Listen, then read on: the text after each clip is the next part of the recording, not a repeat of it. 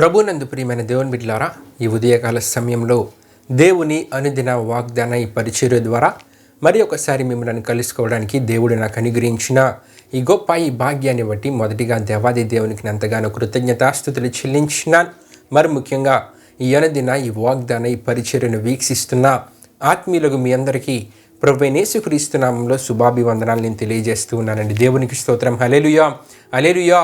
ప్రియమైన దేవుని బిడ్డలారా, ఈ ఉదయకాల సమయంలో దేవుడు మీకు ఇచ్చుచున్న వాగ్దాన వాక్యభాగము యెషయా గ్రంథము 43వ అధ్యాయము 2వ వచనమే ఉన్నది. ఆ వాగ్దాన వాక్య భాగమును మీ కొరకు నేను చదువుచూ ఉన్నాను. ప్రార్థనాపూర్వకంగా ఆలకించవలసిందిగా ప్రభువైన యేసుక్రీస్తు నామములో అందరినీ కోరుచున్నానండి. యెషయా గ్రంథము 43వ అధ్యాయము 2వ వచనంలో ఈ విధముగా రాయబడి ఉన్నది. నీవు జలములలో బడి దాటునప్పుడు నేను నీకు తోడయుందును, నదులలో బడి వెళ్ళినప్పుడు అవి నీ మీద పొర్లి పారవు, నీవు అగ్ని మధ్యను నడిచినప్పుడు కాలిపోవు, జ్వాలలు నిన్ను కాల్చవు. దేవునికి స్తోత్రం. హల్లెలూయా, హల్లెలూయా. ఈ వాగ్దానాన్ని ప్రియమైన దేవుని బిడ్డలారా, దేవుడు ఆనాడు యెషయా ప్రవక్త ద్వారా ఇశ్రాయేలీయులకు ఇచ్చిన వాగ్దానముగా మనము చూస్తూ ఉంటాం. ఏ సందర్భంలో దేవుడు ఇశ్రాయేలీయులకి వాగ్దానాన్ని ఇచ్చారంటే, ఇశ్రాయేలీయులు బబులోనీయుల చెరలోనికి వెళ్ళక ముందే దేవుడు వారికి ఇచ్చిన ఓదార్పు సంబంధమైన వాగ్దానపు మాటగా ఈ వాగ్దానపు మాటను మనము చూస్తూ ఉంటాం. అప్పటికి ఇశ్రాయేలీయులు వారి స్వదేశంలోనే ఉన్నారు, యెరూషలేము ప్రాంతంలోనే ఉన్నారు. కానీ ప్రియమైన దేవుని బిడ్డలారా, వారు బబులోనీయుల చెరలోనికి వెళ్ళబోచున్నారు. అంతేకాకుండా వారి దేశాన్ని బబులోనీయులు పాడు చేస్తారు, వారి ప్రాంతాలను పూర్తిగా ధ్వంసము చేస్తారు. దేవుడు మమ్మల్ని విడిచిపెట్టారు, దేవుడు మమ్మల్ని మరిచిపోయారనే ఆలోచన, సందిగ్ధం, అంతేకాకుండా అటువంటి అనుమానం, అటువంటి పరిస్థితులు ఇశ్రాయేలులో కలగబోతుంది. ఇవన్నీ కలగక ముందే దేవుడు యెషయా ప్రవక్త ద్వారా ఒక ఓదార్పు సంబంధమైన వాగ్దానాన్ని ఇశ్రాయేలీయులకు ఇచ్చారండి. ఎటువంటి పరిస్థితులు మీకు కలిగినా సరే, జలములు లాంటి పరిస్థితులు మీకు ఎదురైనా సరే, నదుల లాంటి పరిస్థితులు మీకు ఎదురైనా సరే, అగ్ని జ్వాలలు లాంటి పరిస్థితులు మీకు ఎదురైనా సరే, మీరు ఏ విషయాన్ని మర్చిపోవద్దంటే నేను మీకు తోడే ఉన్నాననే విషయాన్ని మీరు మర్చిపోవద్దని చెప్పి ఒక ఓదార్పు సంబంధమైన వాగ్దానపు మాటగా ఈ వాగ్దానాన్ని యెషయా ప్రవక్త ద్వారా దేవుడు ఇశ్రాయేలీయులకు ఇచ్చినట్లు మనం చూస్తూ ఉంటాం. దేవునికి స్తోత్రం. హల్లెలూయా, హల్లెలూయా. అయితే ప్రియమైన దేవుని బిడ్డలారా, ఈ వాగ్దానము గురించి మనం ఆలోచిస్తే కనుక మొట్టమొదటిగా ఏ మాట మనకి కనబడుతూ ఉంటుందంటే, జలములలో బడి దాటినప్పుడు నేను నీకు తోడే ఉండదని మనకి కనబడుతూ ఉంటుంది. ప్రియమైన దేవుని బిడ్డలారా, జలములు దేనికి సూచనగా మనకి కనబడుతూ ఉన్నాయంటే, ఆర్థిక సమస్యలకు సూచనగా మనకి కనబడుతూ ఉన్నాయి. అనుకొనని నష్టాలు మనకి ఎదురయ్యేదానికి సూచనగా జలములు మనకి కనబడుతూ ఉంటాయి. అనుకొనని అనారోగ్య పరిస్థితులు మనం ఎదుర్కొనే అటువంటి పరిస్థితులకు సూచనగా ఈ జలములు మనకి కనబడుతూ ఉన్నాయి. ఇటువంటి సమస్యలు మన జీవితంలో ఎదుర్కోకుండా ఉండవని కాదు, కానీ ఎదురైనా సరే ప్రియమైన దేవుని బిడ్డలారా, నీవు జలములలో బడి దాటినప్పుడు నేను నీకు తోడైందునని చెప్పి దేవుడు అంటూ ఉన్నారు. దేవునికి స్తోత్రం. హల్లెలూయా, హల్లెలూయా. అంటే ఆర్థిక సమస్యలు ఎదురవ్వచ్చు, అనుకొనని నష్టాలు మీ జీవితంలో మీరు ఎదుర్కొనవచ్చు, లేకపోతే అనుకొనని అనారోగ్య పరిస్థితులు మీ జీవితంలో మీకు కలగవచ్చు. అయినా సరే మీరు ఏ విషయాన్ని మర్చిపోకూడదంటే, నేను మీకు తోడే ఉన్నాననే విషయాన్ని మీరు మర్చిపోకూడదని చెప్పి దేవుడి వాగ్దానం ద్వారా మాట్లాడుతూ ఉన్నారు. చాలామంది అనే మాట, కష్టాలు కలిగిన, ఆర్థిక సమస్యలు ఎదురైన, అనారోగ్య పరిస్థితులు కలిగిన, దేవుడు మమ్మల్ని విడిచిపెట్టేశారనే మాట చాలా మంది అంటూ ఉంటారు. అయితే ప్రియమైన దేవుని బిడ్డలారా, నీవు దేవుని కొరకు నమ్మకముగా జీవిస్తే అటువంటి పరిస్థితులలో కూడా దేవుడు ఏమంటూ ఉన్నారంటే, నేను మీకు తోడుగా ఉంటానని. దేవుడు మనకు తోడుగా ఉంటే ప్రియమైన దేవుని బిడ్డలారా, ఆర్థిక సమస్యలు మనల్ని ఏమీ చేయలేవు, అనుకొనని అనారోగ్య పరిస్థితులు మనల్ని ఏమీ చేయలేవు, అనుకొని నష్టాలు కూడా మనల్ని ఏమీ చేయలేవు. ఎందుకంటే ఆయన తోడు వీటన్నిటిని జయించేలా చేస్తుందండి. దేవునికి స్తోత్రం. హల్లెలూయా, హల్లెలూయా. రెండవదిగా ప్రియమైన దేవుని బిడ్డలారా, నదులలో బడి దాటునప్పుడు అవి నీ మీద పొర్లిపారవు అని మనము చూస్తూ ఉంటాం. ఈ నదులు దేనికి సూచనగా మనకి కనబడుతూ ఉన్నాయంటే, ఎక్కువ కాలం ఒత్తిడిని నీలో కలుగు చేసే పరిస్థితులకు, ఎక్కువ కాలం కృంగుబాటును నీలో కలుగు చేసే పరిస్థితులకు సూచనగా కనబడుతూ ఉంటాయి. ఉదాహరణగా మనం చూసుకుంటే ఉద్యోగ ఒత్తిడి అవ్వచ్చు, రిలేషన్షిప్లో ఒత్తిడి అవ్వచ్చు. ప్రియమైన దేవుని బిడ్డలారా, ఇటువంటి పరిస్థితుల ద్వారా చాలామంది ఏమైపోతూ ఉన్నారంటే, వారికి వారే హాని చేసుకొని వారి ప్రాణాలను తీసుకునే పరిస్థితులు, ఇటువంటి వార్తలు మనం వింటూ ఉన్నాం. అయితే దేవుడు ఏమంటూ ఉన్నారంటే, నదులలో బడి దాటునప్పుడు అంటే ఇటువంటి కృంగుబాటుని కలుగు చేసే, ఎక్కువగా ఒత్తిడిని కలుగు చేసే పరిస్థితులను కూడా నీ జీవితంలో నీవు ఎదుర్కొంటున్నప్పుడు అవి నీ మీద పొర్లిపారవంటే, అవి నీ మీద విజయాన్ని చూడలేవంటే, ఆ పరిస్థితులను కూడా నీవేం చేయగలవంటే దేవుని తోడు కాపుదల ద్వారా జయించగలవు. అంటే ఉద్యోగ ఒత్తిడిని, రిలేషన్షిప్లో ఎదురయ్యే ఒత్తిడిని కూడా నీవేం చేయగలవు అంటే దేవుని తోడు ద్వారా జయించగలవు. దేవునికి స్తోత్రం. హల్లెలూయా, హల్లెలూయా. మూడవదిగా ప్రియమైన దేవుని బిడ్డలారా, అగ్ని మధ్యను నడిచినప్పుడు కాలిపోవు, జ్వాలలు నిన్ను కాల్చవు అని మనము చూస్తూ ఉంటాం. ఈ అగ్ని దేనికి సూచనగా మనకి కనబడుతూ ఉందంటే ప్రియమైన దేవుని బిడ్డలారా, మనస్సును పూర్తిగా కృంగా చేసే పరిస్థితులకు సూచనగా మనకి కనబడుతూ ఉంది. అంటే దీని ద్వారా ఎంతో వేదన, బాధ అనేది మనలో కలుగుతూ ఉంటుంది. కానీ ఇటువంటి పరిస్థితులు కూడా మనల్ని ఏమీ చేయలేవని చెప్పి దేవుడి వాగ్దానం ద్వారా మాట్లాడుతూ ఉన్నారు. ఆయన తోడు, ఆయన కాపుదల ఉంటే ప్రియమైన దేవుని బిడ్డలారా, ఇటువంటి పరిస్థితులు కూడా మనల్ని ఏమీ చేయలేవండి. అయితే ప్రియమైన దేవుని బిడ్డలారా, దేవుని వాక్యంలో మనం చూస్తే గనక దావీదు మనకి కనబడుతూ ఉంటాడు.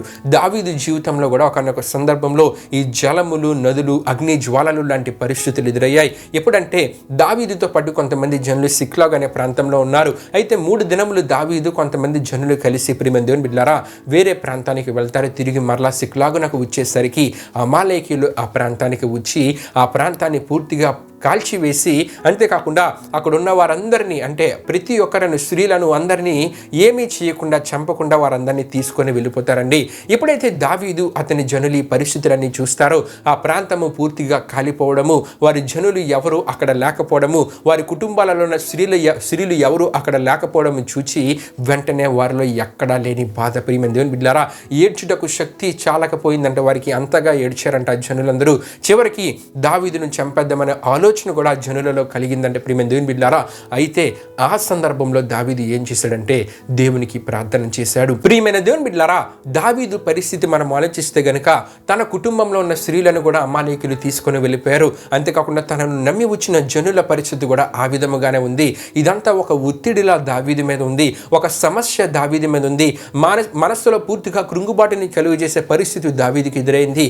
ఆ సందర్భంలో దావీదు దేవునికి ప్రార్థించాడండి. దేవునికి స్తోత్రం. హల్లెలూయా, హల్లెలూయా. దేవునికి ప్రార్థించాడు. దేవుడు చేయమన్నది చేశాడు. మరలా తన జనులందరినీ సంపాదించుకోగలిగాడు. తన కుటుంబంలో ఉన్న స్త్రీలను మరలా శత్రువుల చేతుల నుండి విడిపించుకోగలిగాడు. పరిస్థితులన్నీ మరలా సమాధాన పరిస్థితులు అక్కడ ఏర్పడ్డాయండి. దేవునికి స్తోత్రం. హల్లెలూయా, హల్లెలూయా. ప్రియమైన దేవుని బిడ్డలారా, మన జీవితాలలో కూడా జలములు లాంటి పరిస్థితులు, నదులు లాంటి పరిస్థితులు, అగ్ని జ్వాలలు లాంటి పరిస్థితులు, అంటే ఆర్థిక సమస్యలు అవ్వచ్చు, అనారోగ్య పరిస్థితులు అవ్వచ్చు, అనుకొనని నష్టాలు అవ్వచ్చు, మానసిక కృంగుబాటును కలుగు చేసే పరిస్థితులు అవ్వచ్చు, ఉద్యోగ ఒత్తిడి, రిలేషన్షిప్లో ఎదురయ్యే ఒత్తిడులు, ఇవన్నీ ఎదురైనా సరే ప్రియమైన దేవుని బిడ్డలారా, వీటినన్నిటినీ జయించే శక్తిని దేవుడు మీకు దయచేస్తానంటూ ఉన్నారు. ఆయన మీకు తోడుగా ఉండి ఇవన్నిటిని జయించగలిగేలా మిమ్మల్ని తయారు చేసి మీ జీవితంలో సమాధానకరమైన పరిస్థితులను ముందుకు నడిపించడానికి దేవుడు సిద్ధంగా ఉన్నారండి. అయితే ఇశ్రాయేలీయులకి వాగ్దానం ఇచ్చిన దేవుడు ఇశ్రాయేలీయుల పట్ల నెరవేర్చారా లేదని మనం ఆలోచిస్తే గనక, ఇశ్రాయేలీయులను బబులోనీయుల చెరలోనికి తీసుకొని వెళ్ళిపోయారు. అక్కడ 70 సంవత్సరాలు వారు బందీలుగా ఉన్నారు. అయితే 70 సంవత్సరాల తర్వాత దేవుడు కోరేషు ద్వారా ఇశ్రాయేలీయులను అక్కడ నుండి విడిపించి మరలా వారి దేశానికి చేర్చారు. ఇశ్రాయేలీయులు బబులోనీయుల చెరలో ఉన్నప్పుడు ఎంతో వేదన, బాధ, ఇబ్బందులు, శ్రమలు, సమస్యలు ఎదుర్కొన్నారు. భవిష్యత్తు గురించిన ఆందోళన, మానసిక కురుంగుబాటు, ఇవన్నీ పరిస్థితులు ఎదురైనా సరే 70 సంవత్సరాల తర్వాత దేవుడు వారిని బబులోనీయుల చెర నుండి విడిపించి ప్రియమైన దేవుని బిడ్డలారా వారిని కోరేషు ద్వారా విడిపించి వారి యొక్క స్వదేశానికి దేవుడు చేర్చారు. మరలా వారి ప్రాంతాన్ని వారు బాగు చేసుకున్నారండి. ప్రియమైన దేవుని బిడ్డలారా, వాగ్దానం ఇచ్చిన దేవుడు నమ్మదగిన వాడు. వాగ్దానాన్ని తప్పక నెరవేరుస్తారు. ప్రియమైన దేవుని బిడ్డలారా, ఈ వాగ్దానాన్ని వింటున్న మీ జీవితాలలో కూడా ఆర్థిక సమస్యలు ఉండొచ్చు, అనారోగ్య సమస్యలు ఉండొచ్చు, ఉద్యోగ ఒత్తిడిలు ఉండొచ్చు, మానసిక కృంగుబాటును కలిగి చేసే పరిస్థితులు మీ జీవితంలో మీరు ఎదుర్కొనవచ్చు. వాటిని జయించలేని స్థితిలో ఉండవచ్చు. కానీ దేవుడు అంటూ ఉన్నారు, నేను మీకు తోడుగా ఉంటాను, వాటన్నిటిని జయించాలని చేసి సమాధాన పరిస్థితిని మీ జీవితంలో కలుగు చేస్తానని. గనుక దేవుని దగ్గరికి వద్దాం. దావీదు ఎలాగైతే దేవునికి ప్రార్థించాడో ఆ విధముగా దేవునికి ప్రార్థించినప్పుడు వీటన్నిటిని మనము జయించగలం. సంతోషకరమైన, సమాధానకరమైన పరిస్థితులను మన జీవితంలో అనుభవించగలం. దేవుడి పరిశుద్ధ వాగ్దానమును మన వెనికిల్లో దీవించునుగాక. ఆమేన్. ప్రియమైన దేవుని బిడ్డలారా, ఈ వాగ్దాన కార్యక్రమమును ముగింపు ప్రార్థనతో మనము ముగించుకుందాం. అందరూ కళ్ళు మూసుకొని తలలు ఉంచుకొని ప్రార్థనలో నాతో పాటు ఏకీభవించవలసిందిగా ప్రభువైన యేసుక్రీస్తు నామములో అందరినీ కోరుచున్నానండి. ప్రార్థన చేసుకుందాం. మహిమ స్వరూపి అయిన మా ప్రభువా, జీవాధిపతి అయిన యేసయ్యా, నీ ఘనమైన నామమునకే మహిమ, ఘనత, ప్రభావం చెల్లించినాం దేవా. ఇప్పుడు వరకు జరిగిన ఈ వాగ్దాన కార్యక్రమంలో మాతో పాటు తోడుగా ఉండి నడిపించిన దేవా, మీకే వేలాది వందనములు, కృతజ్ఞతాస్తుతులు చెల్లించిన యేసయ్యా. మరి ఈ వాగ్దానాన్ని విన్నవారు వారి జీవితాలలో ఏ ఆర్థిక సమస్యలు ఉన్నా, అనారోగ్య సమస్యలు ఉన్నా, మానసిక ఒత్తిడిలు ఉన్నా, మానసిక కృంగుబాటుని కలిగజేసే పరిస్థితులలో వారు ఉన్నా సరే, నీ దగ్గరకు వచ్చి ప్రార్థించుట ద్వారా వారి సమస్యలన్నింటినీ జయించగలరు దేవా. శాంతిని, సమాధానాన్ని వారి జీవితంలో అనుభవించగలరు గనుక ఈ వాగ్దానాన్ని విన్న ప్రతి ఒక్కరు ఈ వాగ్దానాన్ని విశ్వసించి నీకు మొరపెట్టుట ద్వారా, నీకు ప్రార్థించుట ద్వారా వారి జీవితాల్లో ఉన్న ఈ పరిస్థితులన్నింటినీ జయించగలిగేలా, శాంతిని, సమాధానాన్ని వారి జీవితంలో పొందుకోగలిగేలా మీరు కార్యాన్ని జరిగించండి. ఈ వాగ్దానంను విన్న ప్రతి ఒక్కరిని మీరు దీవించండి, ఆశీర్వదించండి. ఇది నాని వారు చేస్తున్న ప్రయాణాలలో, పనులలో తోడుగుని ముందుకు నడిపించమని మీకే వేలాది వందనములు, కృతజ్ఞతాస్తుతులు చెల్లిస్తూ యేసు పరిశుద్ధ నామంలో అడిగి వేడుకొనుచున్నాం తండ్రి, ఆమేన్. యేసు రక్తమే జయం, ప్రవేశు రక్తమే జయం, ప్రవేశు రక్తము సంపూర్ణమైన విజయం, అపవాది క్రియలకనంత నాశనము కలుగునుగాక, ఆమేన్.